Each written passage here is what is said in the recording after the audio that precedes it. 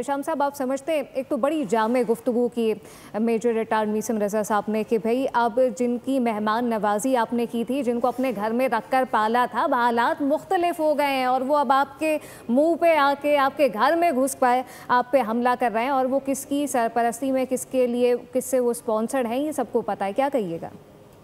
देखिए, ये तो अब बड़े वाज़ेह तौर पे मेरा ख्याल है हमारी सियासी क़यादत को भी मालूम हो गया है और एहसास हो गया, हमारी सियासी जमातों को भी, मजहबी जमातों को भी ये पता चल गया है कि ये पाकिस्तान ने आउट ऑफ द वे जाके जो मेहमानदारी की थी, इनको रखा था। आप देख लें कि 50 वर्ष से हम यही कर रहे हैं। हर दौर में 3 से 4 मिलियन, 30 से 40 लाख लोग यहाँ रहते हैं। फिर अब तो इन्होंने देखे शादियाँ भी की हैं, इन्होंने कारोबार भी बड़े कर लिए, फैला लिया अपने आप को। तो पाकिस्तान जानते बूझते भी पाकिस्तान ने इनको कहा ठीक है, कोई बात नहीं, खैर है, मुसलमान है।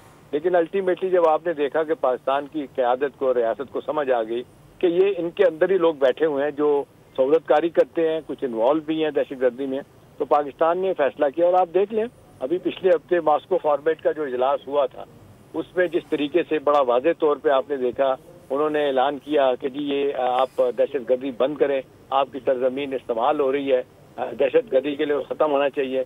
तो आपने देखा उसका उन्हें कोई असर नहीं हुआ। एहतशाम साहब से वापसी रब्ता बहाल करेंगे। ब्रिगेडियर रिटायर्ड अफजल खान हमें ज्वाइन कर चुके हैं। अफजल साहब, बहुत शुक्रिया आपकी कीमती वक्त का। क्या कहेंगे, 2 दिन पहले अफगानिस्तान ने मुंह की खाई, फिर सब्सक्राइब करें और बेल दबाएं ताकि कोई खबर रह न जाए।